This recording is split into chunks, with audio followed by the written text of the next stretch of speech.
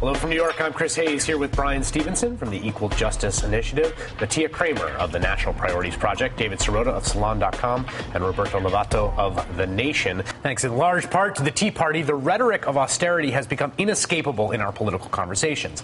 It's not just Democrats and the president advocating a balanced approach to replacing the sequester, or left-of-center think tanks generating lists of programs to cut. Grassroots progressives advocating on a variety of issues have started marshaling the language and logic of austerity to advocate for their goals on a wide range of issues. In January, Maryland's Democratic Governor Martin O'Malley did exactly that when he explained why he wants to abolish the state's death penalty. The death penalty is expensive, and it does not work, and we should stop doing it. It's time to repeal the death penalty in Maryland and replace it with life without parole. Prosecuting a death row case in Maryland costs about 3 times as much as prosecuting a charge that carries a sentence of life without parole. The Maryland State Senate on Friday began debating a bill to repeal the death penalty. The bill requires 24 votes to pass, and 26 senators have said publicly they plan to vote for it. Maryland lawmakers do pass this repeal, it will be in part because advocates focus their message on the fiscal consequences of the death penalty.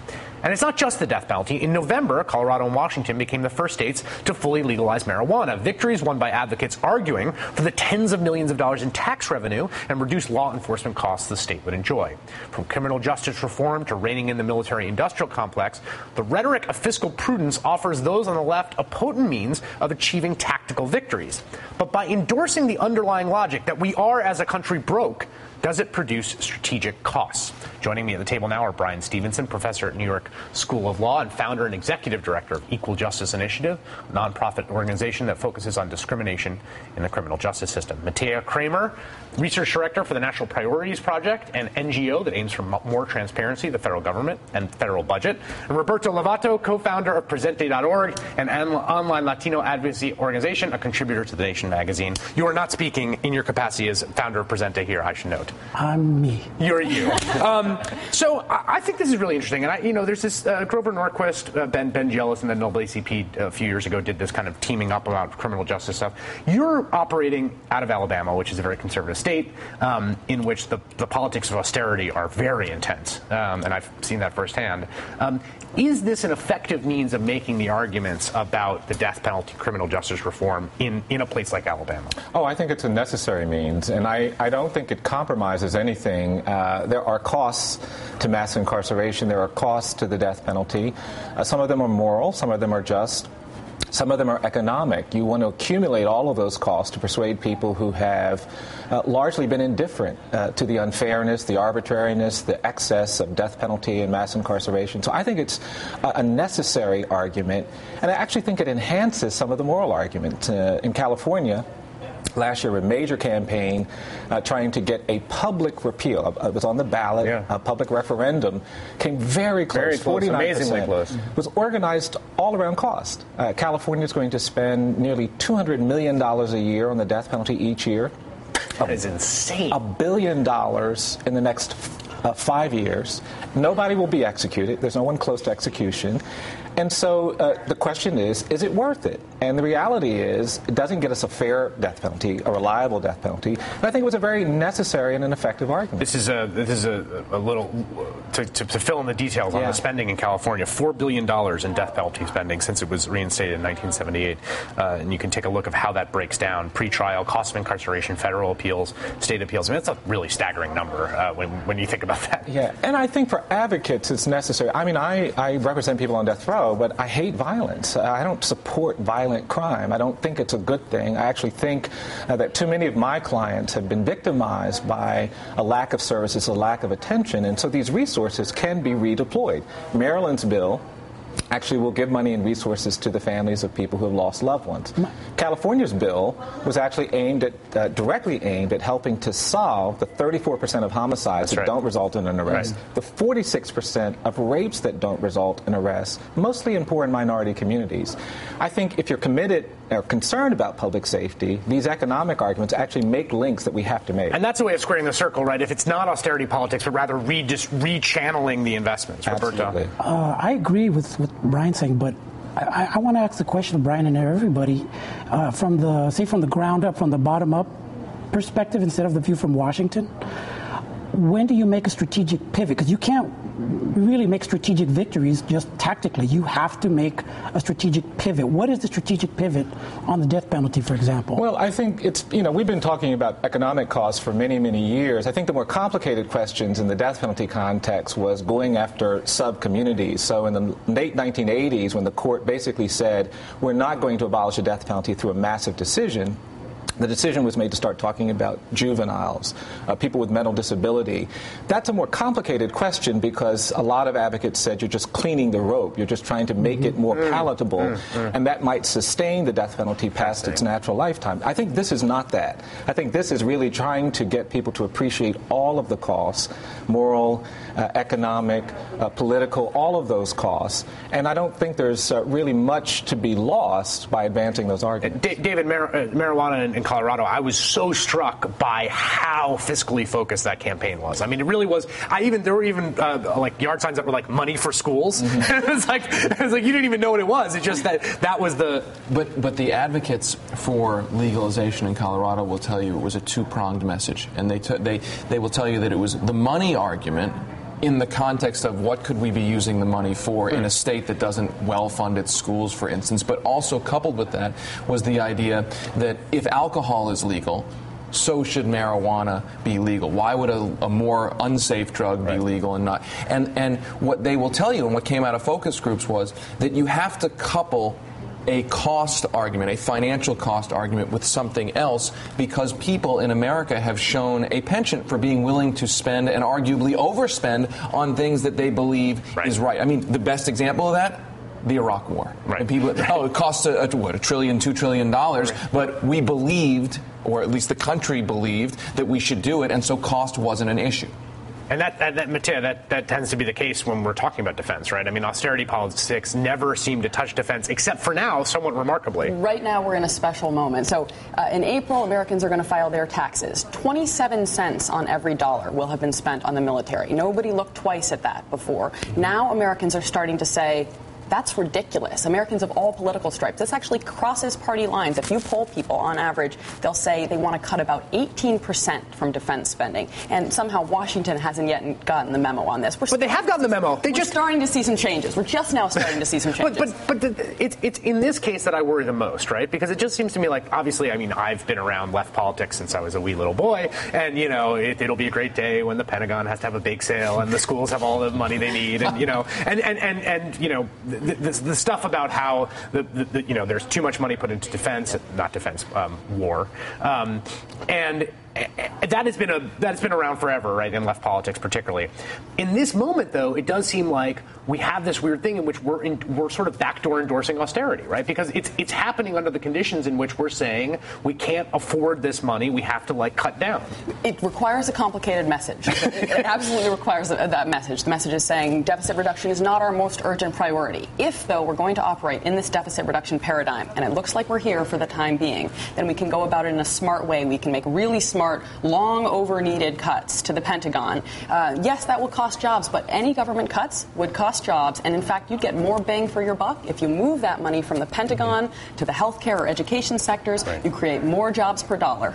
It's not a don't spend; it's a spend at different. Exactly. Place. Yeah, but I still think that the progressive movement's focus on cost and in such a focused way is really dangerous as far as the kind of visionary movements you need to build to take us out of the massive crisis that we're now going to fall over to the abyss in. So when you ask about the death penalty, you're not asking whether or not the state should even be killing people. Right. When you're talking about drug use, you're not talking about who are the real criminals in the drug equation, right? Who's making a profit from prisons? Who's making a profit from policing? Who's making a profit from military spending? That's not even part of our discussion. Hold that thought. I want you to respond to that right after a quick break. Brian, you want to respond? Well, I just want to say that, at least none of the death penalty advocates and criminal justice reform advocates are making just economic costs. And in fact, I don't actually think that the economic arguments would be effective today if we hadn't shown over the last 15 years that we're putting a lot of innocent people on death row, that it's unreliable. Without the 140 exonerations, the data that says for every 10 people executed, one innocent person's been identified, without the persistence around racial unfairness and economic unfairness, I don't think these economic arguments would have the force that they have.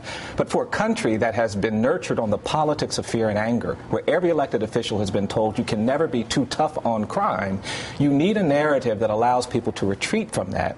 And cost is just a very effective one. Well, I want to show some of the effectiveness of that in terms of public opinion, which I think is really interesting. You have, in 1976, 66 in favor of the death penalty. That goes up and it reaches a peak in 1994, 80%, and now is back down to 63%. So we've seen, over the last 20 years, roughly, a fairly significant erosion of support for the death penalty. There are citizens right now who are criminals who probably should get the death penalty.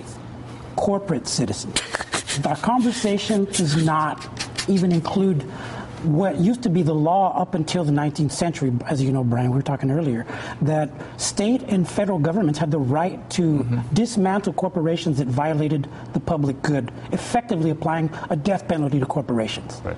When are we going to apply the death penalty? I just want to be clear. Dissolution of the charter, not the killing of the individuals. No. Just so we're clear. Yes. Just dissolving the charter of the entity. Just so we're clear. Yes. When are we going to have that conversation, since they are per people according to the law? I think this gets to this interesting point, right, where it's like you want to create this sort of push out the boundaries of the moral conversation, right, at one level, which is what that is about. It's who gets punished and who doesn't, right? Who does the state rain down its vengeance upon, and who does the state sort of allow to do what it wants to? Wall Street versus someone with getting stop and frisked on a street in the Bronx, right? At the same time, if you got to go to a state rep who's a conservative Democrat, representing a suburb of Birmingham, and he's going to be the swing vote on some bill, none of that is going to matter to him, right? I mean, and it's the same thing if you're walking through Congress. Well, and if the most effective argument, if the one that puts it over the top is the economic one, ultimately you're trying to move heaven and earth to have just policy put in place. If the economic argument is the one that tips the scales, then I absolutely think that we need not worry we haven't couched the debate enough in moral terms, because you keep your eyes on the prize. And I'll bring up an example. We were talking about it off air about what happened in Colorado. In Colorado, the legislature came within one vote of repealing the death penalty to take the money that would be saved and put it into the office that pursues cold cases. And a similar approach. Right? And you could argue, well, they got within one vote in a state like Colorado. That's progress. It is progress. But the economic argument wasn't enough to go to those conservative Democrats and certainly those conservative Republicans and say this is enough to vote for it, because I think those politicians fear that an issue like the death penalty, by the way, just like an issue like the drug war, is a kind of religious issue, if you will. Kind of people say, well, I may think it's better to save the money to not have the death penalty, but killers deserve to die, or I don't want more drugs on the street. Yeah, but that's the reason why people have to understand you can actually think the death penalty is morally acceptable and still reject it as policy. We do that all the time. And you're just trying to create space for that to happen. And I actually am more disturbed by the people who say, I'm too progressive, I'm too liberal, I'm too this, to sully my support, my opposition to the death penalty by polluting it with these economic arguments. Only the most protected, elite people in this country can allow these horrific human rights violations to persist and not feel it. No, I agree. And that's the reason why I guess I'm just thinking that any advocate trying to get to reform has to be open to these nuances. And that's why I made the point about the drug argument in Colorado. Absolutely. They understood that in order to actually get this passed, you have to make the financial argument and an argument about drugs itself. Roberto, I want to talk to you about immigration, and specifically cost in immigration, because that's a place where advocates have been talking a bit, and we're about to have a bigger conversation about that. I want to hit on that right after we take this break.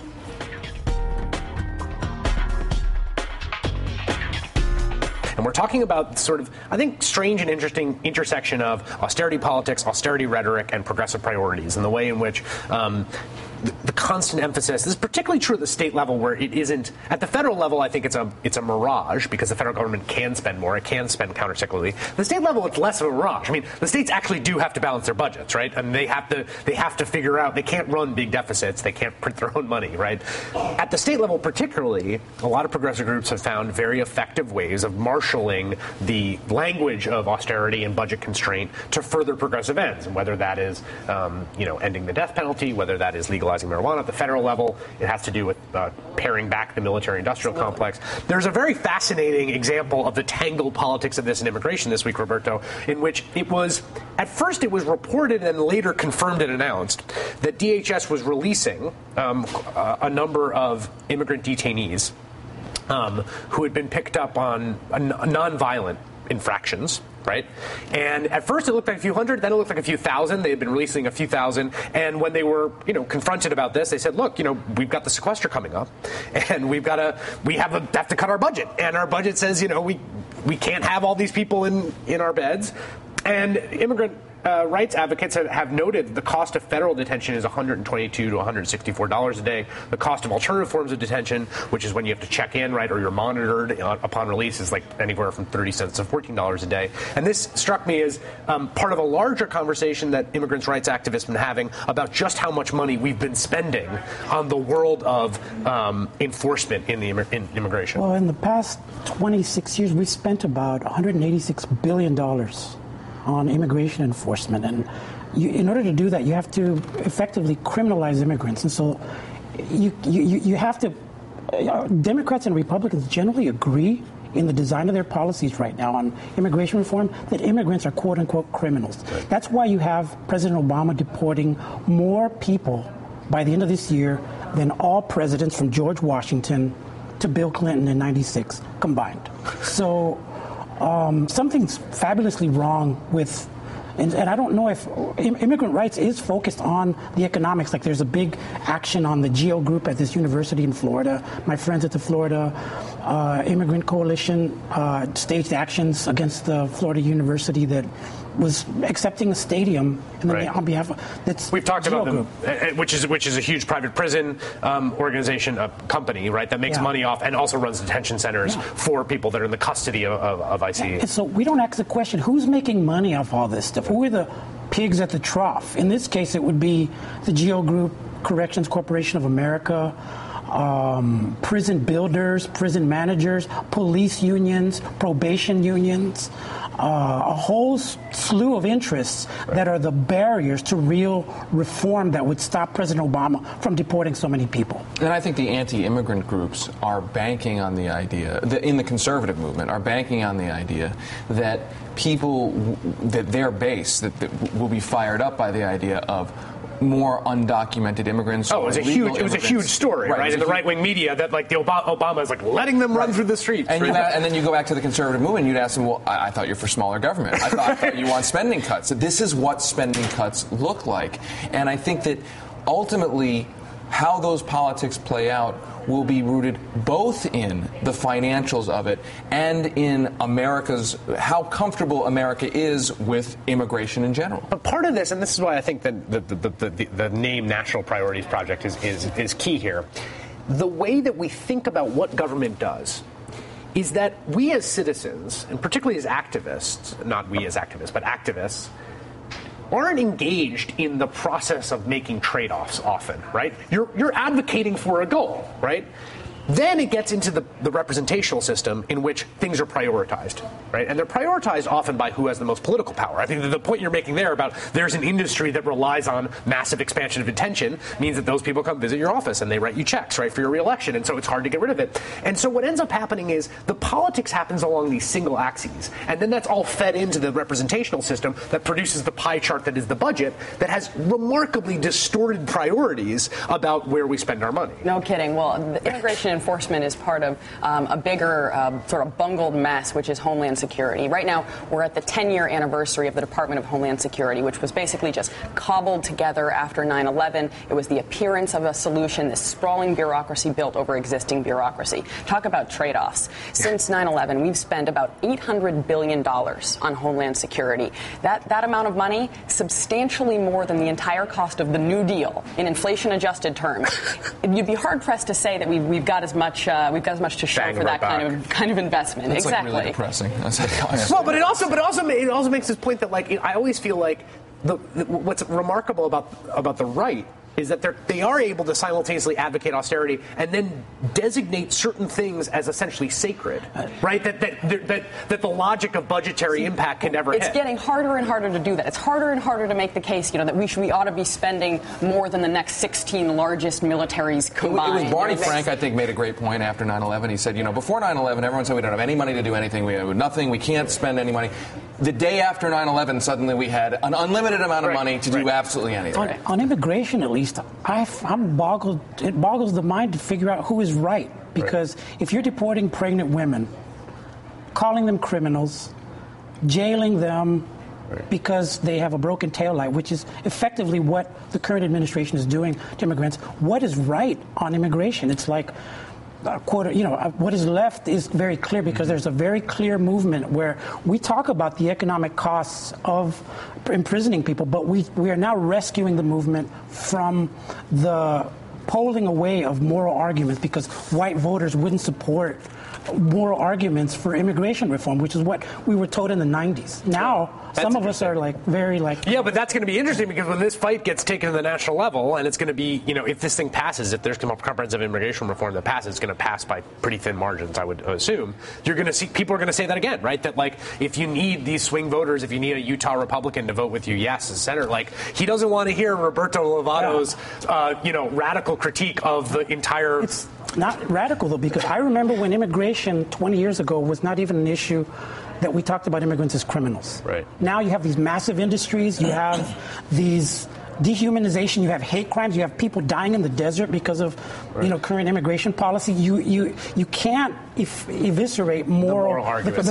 But I think that's part of the challenge. I mean, 20 years ago we didn't have these economic interests that actually wanted thousands of undocumented people detained. But you're right, with private prisons, with Correctional Association of America, you have now economic interests. With the prison industrial complex, you have people on campus and in political settings, in legislatures, advocating and lobbying for more immigrant detention, more prisons. We've got 2.3 million prison beds. They want those beds full. And for the first time in our history, you have people profiting from these excesses. And we don't have an effective counter to the infusion of money. It was never the case that you had people lobbying for people to punish murder. You never had to do that.